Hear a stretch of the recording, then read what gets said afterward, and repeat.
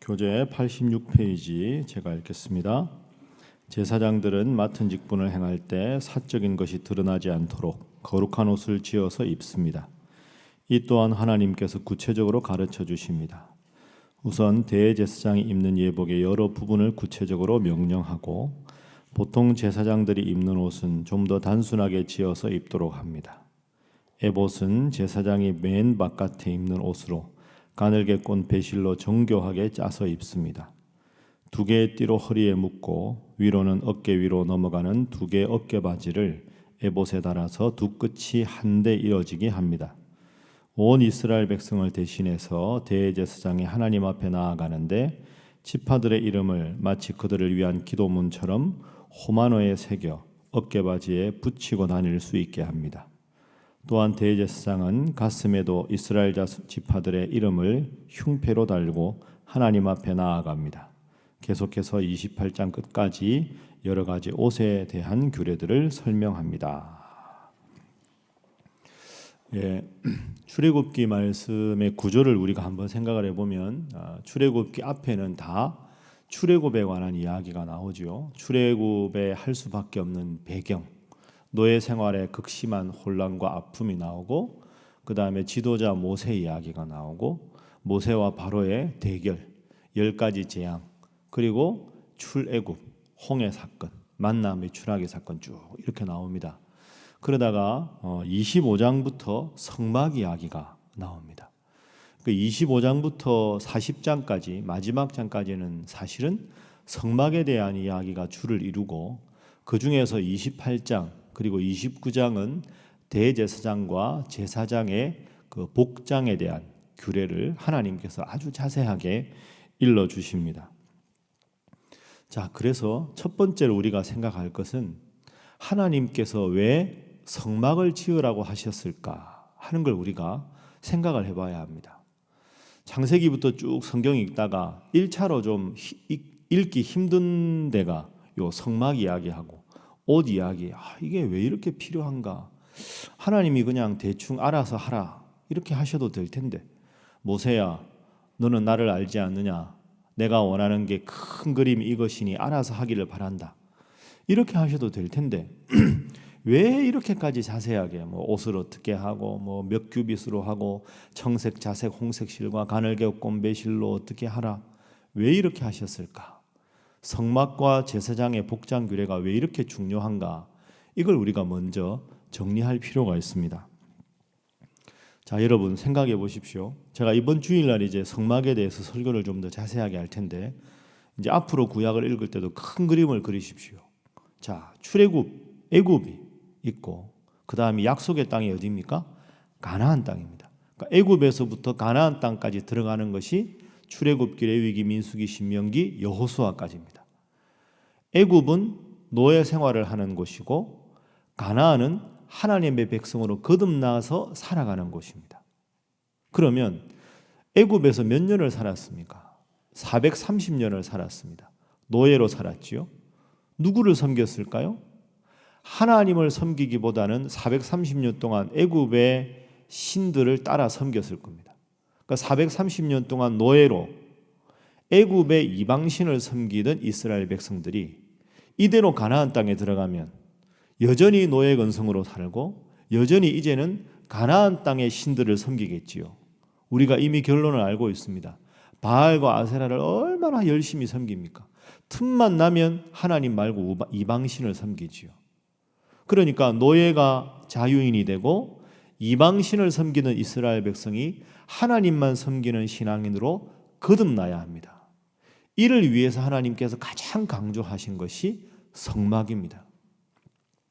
이제는 하나님 백성으로 거듭나게 하기 위해서 하나님께 예배하는 방법, 하나님 앞에 바로 선 성직자인 제사장이 갖추어야 할 예식까지, 예복까지 하나하나 구체적으로 일러주시는 것은 노예 근성을 버리고 하나님의 백성으로 새롭게 거듭나고, 이방 신앙을 버리고 하나님을 믿는 신앙인으로 새롭게 거듭나게 하기 위한 하나님의 배려입니다. 그래서 성막 사건이 그만큼 중요한 거죠. 성막 신학의 가장 핵심은 이것입니다. 내가 거기서 너희를 만나겠다. 거기서 내가 너희를 만나주겠다. 그러니까 하나님과 이스라엘 백성들이 만나는 그곳이 얼마나 거룩해야 하겠습니까? 하나님의 백성이구나, 하나님의 은혜가 아니면 우리가 이곳에서 제사를 드릴 수 없구나 하는 걸 다시 한번 마음속 깊이 느끼고, 이제는 애굽의 모든 굿패를 청산하고 하나님의 백성으로 거듭나게 하기 위해서 하나님은 성막에 대해서, 그리고 대제사장과 제사장의 그 복식에 대해서 이렇게 자세하게 일러주시는 것이다. 이렇게 우리가 알아야 합니다. 그러니까 오늘 우리에게 적용을 해보면 우리가 주일 예배의 의미가 무엇이겠습니까? 주일 예배를 보면 어느 교회나 예배 형식이 비슷하고 하는 것이 비슷합니다. 왜 그럴까요? 세상 속에서 세상의 욕심 따라, 세상의 법도에 따라 살아가다가 주일날 예배를 드리면서, 오늘 또 새벽 기도 드리면서 수요 기도회 하면서, 그래, 내가 하나님의 백성이지, 하나님의 뜻대로 살아가야지, 그걸 다시 한번 스스로에게 돌아보고 스스로 하나님 앞에 회개하는 것. 이 시대의 성막이 교회고 성막에서 제사 지내는 것이 예배입니다. 그런 의미로 우리가 오늘 또 특별히 4월 초파일인데, 이런 날에도 그냥 쉬면서, 그냥 쉬는 날이 아니라, 그렇지, 나는 하나님의 백성이지, 하나님께서 나와 함께 하시지, 이걸 다시 한번 꼭 스스로 돌아보시며 정말로 하나님 앞에 바른 예배를 드리고 바른 신앙으로 거듭나는 여러분 모두가 되시기를 주님 이름으로 부탁합니다. 자, 두 번째는 제사장의 복식에 대해서 한번 생각하겠습니다. 왜 하나님은 이 대제사장과 제사장의 그 복장 규정을 이렇게까지 까다롭고 엄격하게 하셨을까? 제사장의 의미가 무엇인가? 이 시대 제사장은 좁게는 목회자라고 볼 수 있고 넓게는 여러분 모두가 만인 제사장설이니까 제사장이라고 볼 수가 있겠지요. 자, 백성 앞에서, 하나님 앞에서 제사장은 어떤 존재인가? 우리 오늘 본문 9절과 10절 말씀, 자, 9절 10절 함께 읽어봅니다. 시작. 호마노 2개를 가져다가 그 위에 이스라엘 아들들의 이름을 새기되 그들의 나이대로 6 이름을 한 보석에, 나머지 6 이름은 다른 보석에 새기라. 아멘. 제사장의 복식 규정 속에서 이 앞에 보이는 호마노에다가 이스라엘 12아들의 이름을 새기라. 이스라엘 12아들이 이스라엘 12지파지요. 르우벤부터 베냐민까지. 그러니까 이 12아들의 이름을 달고 하나님 앞에서 나온다 하는 것은 제사장의 역할이 백성 중에 한 사람이지만 동시에 백성의 대표자다 하는 의미가 있습니다. 12지파 이름을 다 새기고 하나님 앞에 나와서 제사장의 역할을 수행하기 때문이죠. 그렇기 때문에 제사장에게 복종해야 하는 이유가 여기 있습니다. 대제사장은 1년에 한 번 온 이스라엘 백성들의 죄악을 하나님 앞에 용서해 달라고 기도하는 존재입니다. 제사장이 백성의 대표입니다. 그 대표가 하나님 앞에 거룩하게 성별되어야 하나님 앞에 온 이스라엘 백성들이 성별되는 그런 중요한 대표자이기 때문에 하나님은 제사장은 이런 자가 되고 대제사장의 복식 규정은 이러이러해야 된다, 이런 내용을 아주 자세하게 쓰게 된 거죠. 여러분이 우리 교회로 말하면 각 구역이나 남녀 선교회나 당회나 목회자를 위해서 기도해야 될 이유가 여기 있습니다. 제사장이나 대제사장은 백성 중에 한 사람이지만 또 한편 백성 전체의 대표자입니다. 지도자가 하나님 앞에 바로 서지 못하면 백성 전체를 미혹하는 잘못된 곳으로 이끌 수가 있는 것이지요. 우리가 성경에 보면 무수한 예들을 볼 수 있지 않습니까? 특별히 열왕기 상하나 역대 상하에 보면 하나님 앞에서 지도자가 바로 섰을 때 온 백성이 바로 섰고, 지도자가 바로 서지 않았을 때 온 백성이 바로 서지 못한 것을 우리는 충분히 많은 예를 통해서 알 수가 있습니다. 여러분, 미국에 가면 이민교회가 참 많습니다. 제가 있던 보스턴에도 이민교회가 너무너무 많았는데요, 제가 보기에는 한 3분의 1 정도만 남고 다 없어도 아무 문제가 없습니다. 이민교회가 많아진 게 예배를 너무너무 많이 드리고 은혜를 사모해서 이민교회가 많아진 게 아닙니다. 그런 교회보다는 분열된 교회가 훨씬 많습니다. 여러분, 미국에는 교회 건물이 참 아름답고 크지요. 그런데 요즘에는 미국이 나이 많으신 분들만 예배당 쓰고 젊은 세대들은 교회 가지 않습니다. 그리고 일주일에 새벽 기도도 거의 없으니까 한 번 예배 드리거든요. 그러니까 주일날 오전에 예배 한 번 드리고 그 좋은 예배당과 주차장에 텅 비어 있습니다. 그러다 보니까 참 이게 고약하고 안타까운 결과를 낳습니다. 신앙생활 하다가 우리나라 사람들끼리 목사님이 마음에 안 들거나 하면 그냥 나갑니다. 몇 집 이렇게 해가지고 우리 나갑시다. 그래서 미국 교회를 찾아가지요. 여기 교회 오후에 비어 있으니까 우리가 여기를 좀 쓰자. 그 미국 사람들은 대부분 아주 나이스해서 허락해 줍니다. 아유, 뭐 몇 가정 안 되는데 예배당에 예배 드린다는데 우리 빈 시간에 그냥 쓰십시오. 그래서 너무너무 이민교회가 많아진 겁니다. 열심히 하나님을 믿어서 교회가 부흥돼서 교회가 많아지는 게 아니라 지도자와 성도들끼리 서로 믿지 않는 거죠. 이 조금 부정적인 말로 마음에 안 들면 그냥 나가는 겁니다.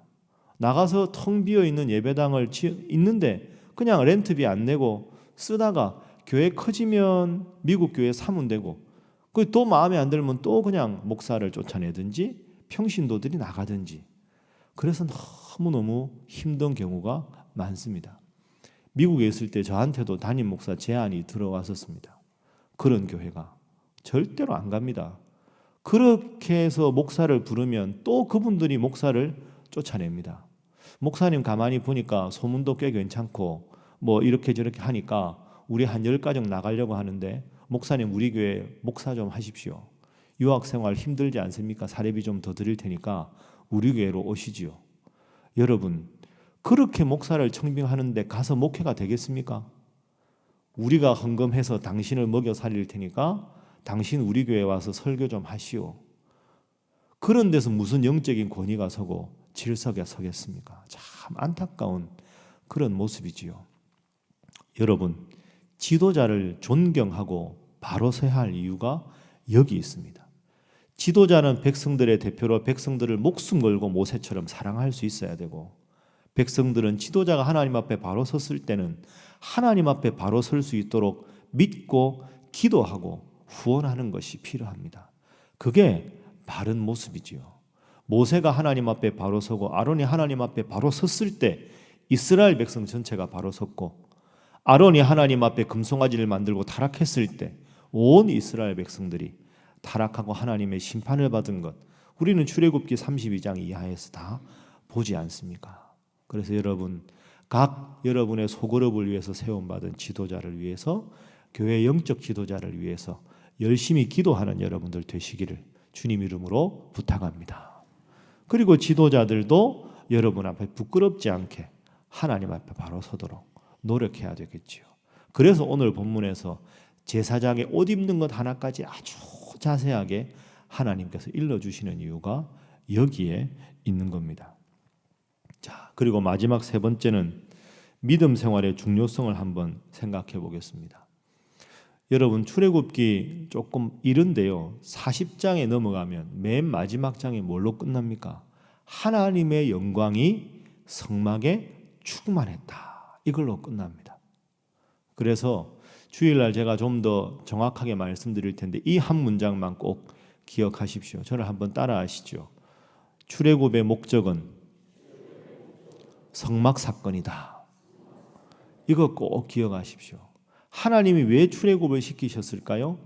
출애굽기의 목적은 하나님 앞에 거룩한 성막을 지어서 그곳에 영광이 충만하게 되는 것이 출애굽기 전체 목적입니다. 장소의 목적지는 가나안 땅이지만 하나님께서 출애굽을 시키신 목적은 하나님의 백성으로 하나님과 성막에서 만나고 이 성막에서 하나님의 영광을 보라, 예배 공동체를 만들기 위한 것이 출애굽의 목적입니다. 오늘 우리에게 적용하면 뭐가 될까요? 이 세상에서 우리가 살아가는 이유는 하나님 앞에 온전한 예배자로 서기 위해서다.